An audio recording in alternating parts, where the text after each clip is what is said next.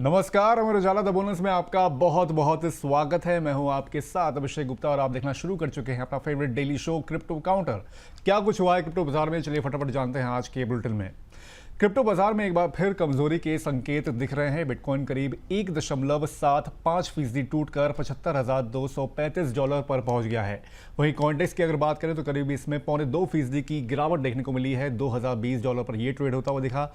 वहीं इथेरियम करीब 2% से ज्यादा टूटकर $2058 पर पहुंच गया है। इसके अलावा XRP यहां पर भी 1.5% से ज्यादा गिरावट देखने को मिली है और $1.31 पर इसके भाव पहुंच गए हैं। वहीं सोलाना की अगर बात करें 1.5% तक ये भी टूटा है और $82 के आसपास ये ट्रेड होता हुआ आज दिखा है।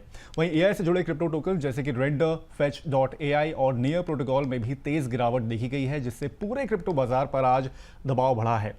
बिटकॉइन पर विश्लेषकों का कहना है कि यदि $75,000 का स्तर यहां पर टूटता है तो बिटकॉइन में और गिरावट यहां पर आ सकती है, जबकि इस स्तर पर मजबूती बने रहने पर रिकवरी की उम्मीद भी बढ़ेगी। वहीं दुनिया के दिग्गज एएमसी, ब्लैक रॉक के iShares बिटकॉइन ट्रस्ट यानी कि IBIT में $1.29 बिलियन की बड़ी डार्क पूल डील हुई है, लेकिन इसके बावजूद बिटकॉइन की कीमत में कोई बड़ा असर यहां पर देखने को नहीं मिला है। यह ब्लॉक ट्रेड 26 मई को करीब $43.16 पर शेयर के भाव पर हुआ है। जनवरी 2024 में IBIT लॉन्च होने के बाद यह सबसे बड़ा संस्थागत सौदों में से एक माना जा रहा है।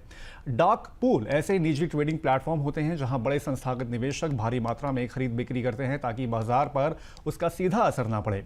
अगर $1.29 बिलियन की इतनी बड़ी डील सामान्य एक्सचेंज पर होती है तो बाजार में घबराहट बढ़ सकती थी और कीमतों में तेज गिरावट आ सकती थी। वैसे बिटकॉइन की स्पॉट कीमत पर असर क्यों नहीं पड़ा, इसको भी समझते हैं।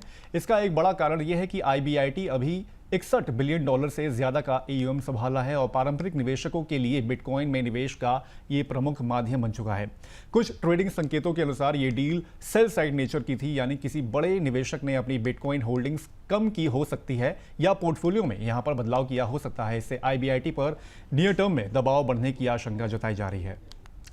क्रिप्टो सिक्योरिटी कंपनी ओपन ज़ेपलिन के CEO मैनुअल आराओस के डिफाई यानी कि डिसेंट्रलाइज फाइनेंस को लेकर बड़ी चिंता यहां पर जताई है। उन्होंने सोशल मीडिया प्लेटफॉर्म X पर कहा है कि अब वो पूरे डिफाई सेक्टर को असुरक्षित मानते हैं क्योंकि AI आधारित कोडिंग एजेंट अब कमजोरियां खोजने में इंसानों से कहीं ज्यादा तेज और सक्षम हो चुके हैं।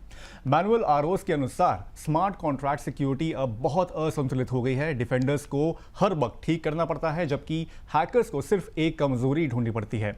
उन्होंने कहा कि AI आधारित कोडिंग एजेंट अब सुपर ह्यूमन लेवल पर कमजोरियां खोज सकते हैं। वहीं डिफाई लामा के आंकड़ों के मुताबिक पिछले एक साल में डिफाई हैक्स में $1.1 बिलियन से ज्यादा का नुकसान हुआ है। अप्रैल में कैल्प डाउ पर $292 मिलियन का बड़ा एक्सप्लॉइट हुआ था। इस घटना ने दिखाया था कि क्रॉस चेन इंफ्रास्ट्रक्चर की कमजोरी पूरे इकोसिस्टम को प्रभावित कर सकती है। वहीं स्टेप फाइनेंस को $27 मिलियन के हैक के बाद इस साल अपना ऑपरेशन बंद करना पड़ा। डिफाई लामा डेटा के अनुसार साल की शुरुआत से डिफाई का टोटल वैल्यू लॉक्ड यानी कि TVL जो है वो $20 बिलियन से ज्यादा गिर चुका है। इसकी वजह केवल क्रिप्टो बाजार की कमजोरी नहीं बल्कि लगातार बढ़ते साइबर हमले भी हैं। AI कंपनी एंथ्रोपिक ने भी हाल ही में चेतावनी दी थी कि उसका क्लॉड माइथॉस AI मॉडल खुद सॉफ्टवेयर कमजोरियां खोज सकता है और काम करने वाले एक्सप्लॉइट भी तैयार कर सकता है। इसकी क्षमता जो है वो मौजूदा ऑटोमेटेड सिक्योरिटी टूल से बेहतर बताई गई है। वहीं शार्पलिंक गेमिंग SBET जिसे इथेरियम के सह संस्थापक जो ल्यूबिन का समर्थन प्राप्त है, इस महीने के अंत में रसेल 2000 और रसेल 3000 इंडेक्स में शामिल होने जा रहा है। कंपनी ने बताया कि यह बदलाव 29 जून को बाजार बंद होने के बाद लागू होगा। ये FTSE रसेल की एनुअल इंडेक्स रिकॉन्स्टिट्यूशन प्रोसेस का हिस्सा है। क्यों महत्वपूर्ण है इस इंडेक्स में शामिल होना, तो इसको भी जानते हैं। दरअसल रसेल इंडेक्सेस अमेरिकी शेयर बाजार के सबसे ज्यादा ट्रैक किए जाने वाले बेंचमार्क्स में शामिल है। करीब $12 ट्रिलियन की निवेश राशि इस इंडेक्स से जुड़ी निवेश रणनीतियों के जरिए मैनेज की जाती है। विशेषज्ञों के मुताबिक इंडेक्स में शामिल होने से शार्पलिंक के संस्थागत निवेश यहां पर बढ़ सकता है, ट्रेडिंग वॉल्यूम में तेजी आ सकती है। इंडेक्स ट्रैकिंग फंड्स इस स्टॉक में निवेश कर सकते हैं। शार्पलिंक गेमिंग ने पिछले साल खुद को एक इथेरियम ट्रेजरी कंपनी के रूप में यहां पर स्थापित किया था। यह रणनीति काफी हद तक स्ट्रैटेजी के बिटकॉइन ट्रेजरी मॉडल से प्रेरित मानी जाती है। कंपनी अब दुनिया की सबसे बड़ी सार्वजनिक इथेरियम होल्डर्स में शामिल है। ताज़ा तिमाही रिपोर्ट के अनुसार मई की शुरुआत तक कंपनी के पास 8,72,984 इथेरियम थे।